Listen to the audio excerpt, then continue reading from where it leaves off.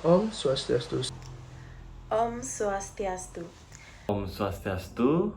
Perkenalkan, Kami dari kelompok 2 akan menjawab pertanyaan kelas I1 dari kelompok 2. Dari kelompok 2 akan menjawab pertanyaan dari Kuliah Manajemen Pemasaran Lanjutan. kuliah manajemen pemasaran lanjutan. Dengan materi merancang dan mengelola layanan. Sebelumnya perkenalkan terlebih dahulu, nama saya Ngurah Manik, NPM 007. Di sini saya akan menjawab soal pertanyaan nomor 1, yaitu bagaimana jasa berbeda dari produk fisik.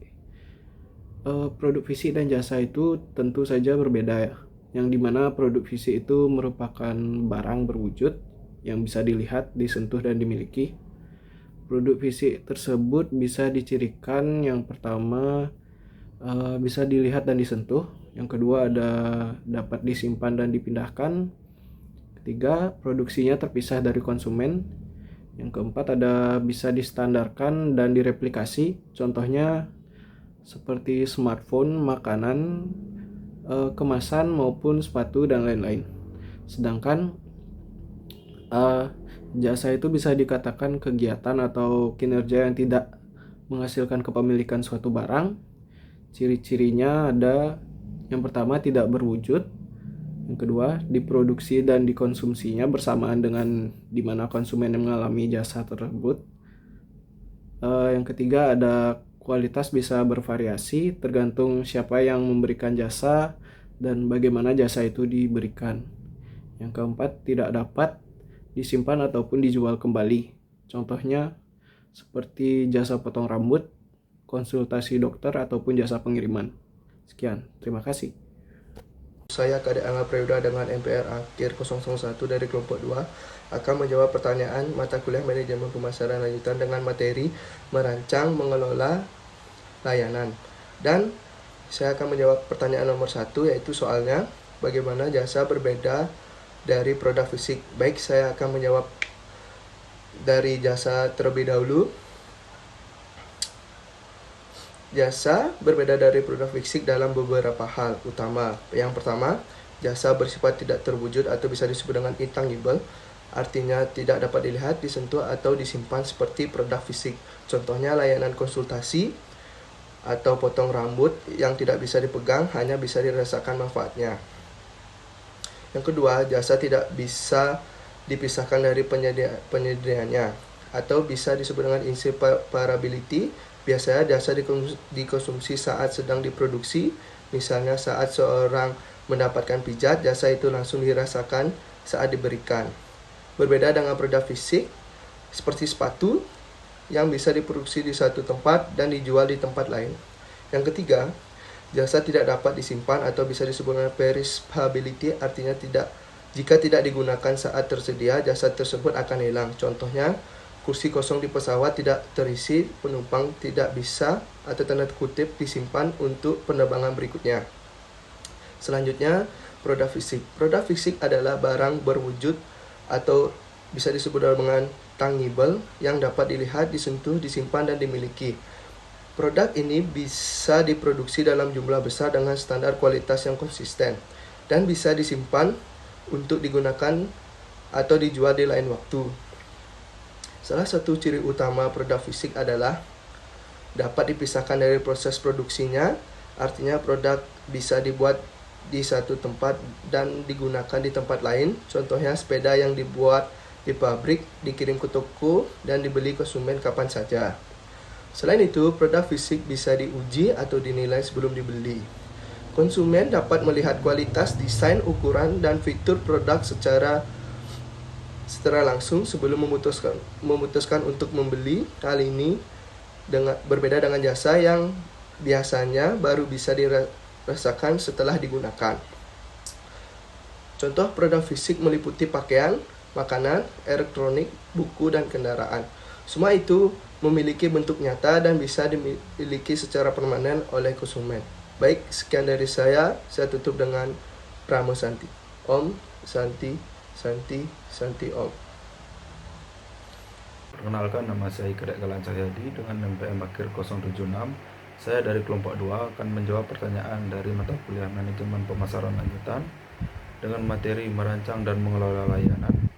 Di sini saya akan menjawab pertanyaan nomor 2, yaitu apa saja realitas baru dalam pemasaran jasa. Menurut saya, dalam konteks manajemen pemasaran lanjutan, khususnya dalam pemasaran jasa, terdapat beberapa realitas baru yang muncul akibat perkembangan teknologi, perilaku konsumen, serta dinamika pasar global. Berikut adalah beberapa realitas baru yang sering dibahas dalam teori dan praktek pemasaran jasa. Yang pertama ada peran teknologi digital dan otomatis. Yang pertama, digitalisasi layanan. Pelayanan kini tidak lagi hanya bersifat tatap muka, tetapi juga dapat dilakukan melalui media digital seperti aplikasi, chatbot, dan website. Yang kedua ada AI dan data analisis. Personalisasi layanan berbasis data menjadi keunggulan kompetitif baru. Yang ketiga, self-service teknologis. Konsumen dilibatkan langsung melalui teknologi swalayan seperti mesin check-in di bandara atau layanan mandiri di restoran cepat saji. Yang kedua ada partisipasi konsumen yang lebih aktif. Pertama, konsumen tidak lagi hanya sebagai penerima layanan, tetapi juga terlibat dalam penciptaan nilai. Yang kedua, misalnya platform seperti Airbnb dan GoFood memungkinkan konsumen menjadi bagian dari ekosistem layanan. Dan yang ketiga, ekspektasi konsumen yang lebih tinggi. Pertama itu ada konsumen menginginkan kecepatan, kenyamanan, dan personalisasi. Yang kedua, mereka membandingkan pengalaman layanan dari berbagai industri. Misalnya pengalaman e-commerce dijadikan standar juga untuk layanan perbankan atau kesehatan. Yang keempat, ada pergeseran dari produk ke pengalaman. Yang pertama, fokus tidak hanya pada kualitas, technical quality, tidak juga dapat kualitas fungsional dan emosional, bagaimana layanan diberikan. Yang kedua itu ada pengalaman pelanggan, yaitu dengan customer service experience menjadi pusat strategi pemasaran jasa. Yang kelima, tantangan dalam diferensiasi. Yang pertama, ada karena jasa bersifat intangible, pembedaan layanan kini lebih bertanggung pada nilai tambah emosional, pelayanan, dan brand. Yang kedua ada cerita, reputasi, dan ulasan pelanggan menjadi elemen kunci pembeda. Dan yang keenam, keberlanjutan dan nilai sosial. Pertama itu ada konsumen semakin memperhatikan etika, keberlanjutan, dan tanggung jawab sosial dari perusahaan penyediaan jasa. Yang kedua ada layanan yang menunjukkan komitmen pada isu sosial lebih menarik bagi segmen pasar tertentu. Yang ketujuh, globalisasi pasar jasa. Yang pertama itu perusahaan jasa kini dapat melayani pasar global berkat internet yang membawa tantangan adaptasi budaya, bahasa, dan ekspektasi layanan yang berbeda-beda. Yang kedua ada kompetitor tidak hanya lokal tapi juga global. Dan yang terakhir yaitu ke-8, peningkatan peran relationship marketing. Pertama itu ada karena sifat jasa yang tidak bisa disimpan dan sering melibatkan interaksi langsung, hubungan jangka panjang dan loyalitas pelanggan menjadi sangat penting. Dan yang terakhir ada kedua, CRM atau Customer Relationship Management, dan program loyalitas menjadi alat utama dalam menjaga hubungan. Sekian jawaban dari saya. Jika ada kesalahan mohon dimaafkan. Om Santi Santi Santi Om. Perkenalkan, nama saya Niputu Ananata Dewi Gani dengan MPM 2022-321-22135. Di sini saya akan menjawab soal nomor 3 dengan pertanyaan, bagaimana pemasar dapat mencapai keunggulan dalam pemasaran jasa? Untuk mencapai keunggulan dalam pemasaran jasa, pemasar harus memahami karakteristik unik jasa dan menyusun strategi yang tepat untuk menciptakan nilai lebih bagi pelanggan. Berikut adalah beberapa strategi utama yang bisa digunakan. Strategi yang pertama yaitu strategi marketing excellent atau keunggulan pemasaran. Keunggulan pemasaran dalam hal pemasaran jasa berfokus pada keunggulan 3 area utama. Antara lain yang pertama, external marketing. Di sini membangun hubungan yang baik antara perusahaan dan pelanggan, termasuk menyiapkan jasa, menetapkan harga, mendistribusikan jasa, dan mempromosikannya kepada konsumen. Area yang kedua yaitu internal marketing. Internal marketing di sini membangun hubungan yang baik antara perusahaan dan karyawan, termasuk melatih dan memotivasi karyawan agar dapat melayani konsumen dengan baik. Area yang ketiga yaitu interaktif marketing. Interaktif marketing di sini membangun hubungan yang baik antara karyawan dan konsumen, termasuk kemampuan atau keterampilan karyawan untuk memuaskan klien atau konsumen. Strategi yang kedua yaitu penggunaan teknologi. Teknologi berperan penting dalam meningkatkan produktivitas karyawan dan kepuasan pelanggan tentunya. Namun perlu diperhatikan agar teknologi yang diterapkan sesuai dengan kebutuhan pelanggan dan perusahaan. Strategi yang ketiga yaitu personalisasi pengalaman konsumen. Perusahaan berfokus pada kebutuhan dan keinginan konsumen dengan cara membangun strategi yang unik dan unggul untuk memenuhi kebutuhan dan keinginan konsumen tersebut. Strategi selanjutnya yaitu komitmen dari manajemen puncak terhadap kualitas layanan. Top manajemen atau manajemen puncak perusahaan juga harus memiliki komitmen yang jelas mengenai kualitas layanan yang diberikan. Jadi manajemen dari perusahaan melihat secara bulanan tidak hanya kinerja finansial dari perusahaan, tapi juga kinerja layanan perusahaan berikan kepada konsumen. Strategi selanjutnya yaitu menerapkan standar kualitas yang tinggi. Penyedia jasa yang baik atau unggul harus menetapkan suatu standar quality yang cukup tinggi sehingga konsumen merasa puas akan layanan yang diberikan. Strategi selanjutnya yaitu memiliki sistem monitoring kinerja layanan yang komprehensif. Monitoring kinerja layanan di sini dapat dilakukan dengan cara mengaudit kinerja layanan yang diberikan perusahaan kepada konsumen dan juga dengan cara mengupdate bagaimana kompetitor menyediakan jasa mereka. Strategi selanjutnya yaitu penanganan komplain konsumen yang efektif. Identifikasi aspek-aspek apa yang membuat konsumen puas dan aspek-aspek apa yang membuat konsumen tidak puas. Perusahaan yang dapat memperbaiki kesalahannya dan menghandle komplain dengan baik mampu memunculkan kepuasan dari konsumen sehingga konsumen bersedia untuk kembali menggunakan jasa perusahaan dan juga perusahaan akan memperoleh pendapatan yang lebih tinggi dan profit yang lebih tinggi dibanding dengan perusahaan yang tidak memiliki pendekatan sistematis dalam menangani komplain dari konsumen. Strategi selanjutnya yaitu analisis kepentingan konsumen terhadap layanan. Menganalisis kepentingan konsumen terhadap layanan perusahaan untuk mengetahui aspek-aspek apa saja yang dinilai penting oleh konsumen dalam layanan yang diberikan sehingga perusahaan dapat memberikan kinerja yang paling unggul pada aspek-aspek yang dinilai penting oleh konsumen. Dan strategi yang terakhir yaitu mendiferensiasikan layanan. Diferensiasi layanan dapat dilakukan dengan cara inovasi layanan sebagai cara untuk membedakan diri dari pesaing. Seperti contohnya memberikan pelayanan yang lebih baik dari kompetitor, penanganan komplain yang lebih cepat, komunikasi yang lebih ramah, dan pemberian bonus atau insentif bagi pelanggan yang menggunakan jasa perusahaan yang berulang. Jadi dapat disimpulkan, pentingnya fokus pada konsumen atau pelanggan, fokus pada kualitas layanan, dan diferensiasi layanan dalam pemasaran jasa dapat mencapai keunggulan dalam pemasaran jasa. Perkenalkan, nama saya Anagoratia Sara Putri dengan NPM 20 22 3 21 21 620. Di sini saya akan menjawab pertanyaan soal nomor 4. Di mana soal itu adalah bagaimana pemasar dapat meningkatkan kualitas layanannya.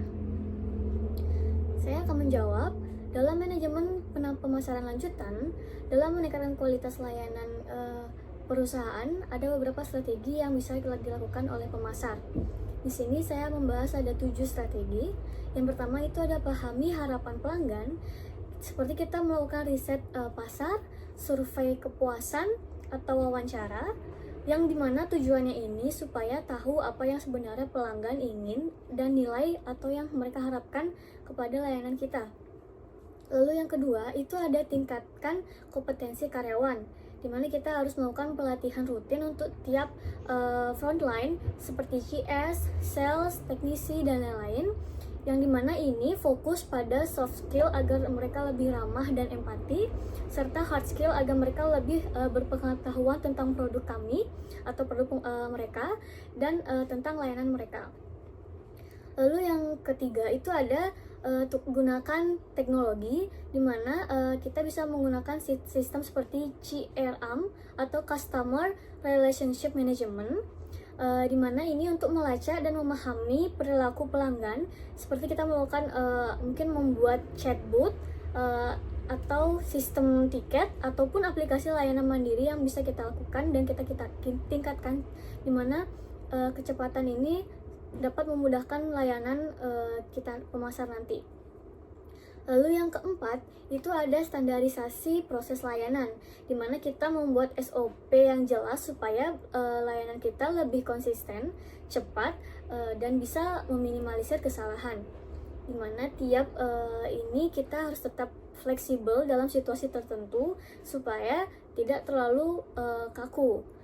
Lalu yang kelima, itu ada tanggapi keluhan secara proaktif, di mana ini kita melihat komplain sebagai peluang untuk mengevaluasi dan memperbaiki kesalahan sistem menjadi lebih baik.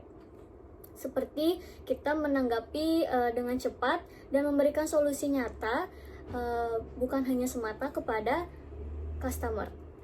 Lalu yang keenam, itu ada personalisasi layanan, di mana ini kita melakukan memperlakukan pelanggan bukan hanya sekedar angka, melainkan kita misalnya menyapa dia dengan nama, terus memberi rekomendasi produk yang sesuai dengan histori mereka, dan lain-lain. Terus yang terakhir itu yang ketujuh, ada ciptakan moment of delight, dimana ini artinya kita menambahkan elemen kejutan atau hal kecil yang menyenangkan bagi pelanggan.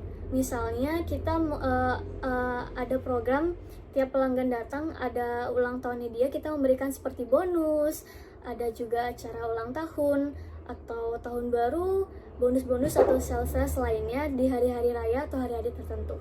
Seperti itu. Baik, sekian dari jawaban saya mengenai pertanyaan nomor 4.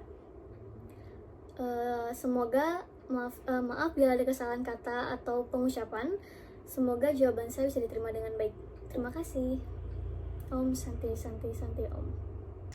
Perkenalkan, nama saya Niputu Natari Andini dengan NPM 2022221222137, kelas E1 dari kelompok 2. Di sini saya akan menjawab pertanyaan nomor 5 dengan soal bagaimana pemasar dapat meningkatkan layanan terhadap pelanggan.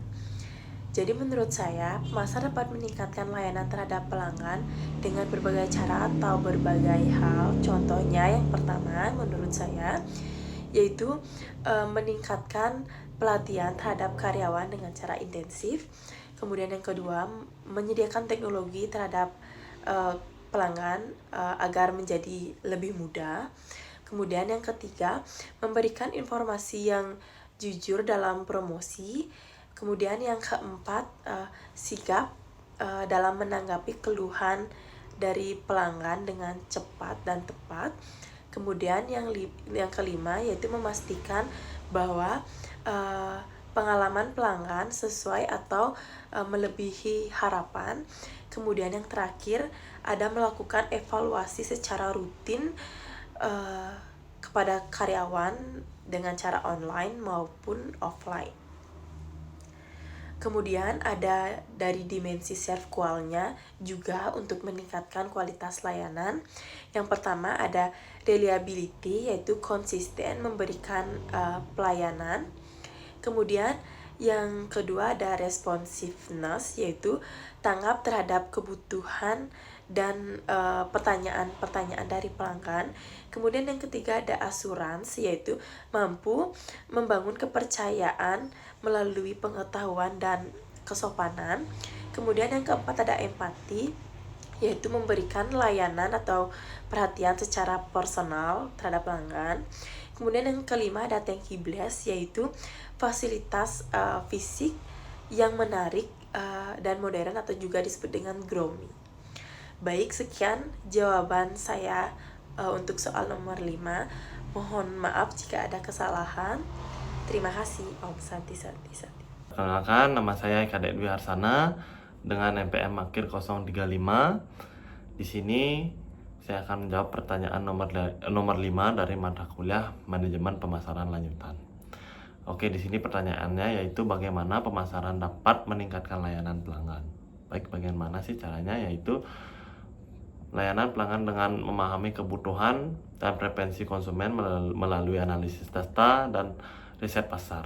Dengan informasi tersebut, komunikasi dapat disesuaikan secara personal dan relevan, serta solusi yang ditawarkan jauh lebih tepat sasaran. Selain itu, peningkatan respon cepat dan efektif di berbagai saluran seperti media sosial, email, dan layanan publik lainnya itu juga sangat penting. Kerjasama dengan tim layanan pelanggan dilakukan untuk menjaga konsistensi pesan dan pengalaman merek, serta mengelola umpan balik pelanggan sebagai dasar perbaikan layanan. Melalui strategi ini, hubungan dengan pelanggan dapat diperkuat dan kepuasan pelanggan pun akan meningkat. Sekian jawaban dari saya. Saya tutup dengan Brahma Santi. Om Santi Santi Santi Om. Terima kasih.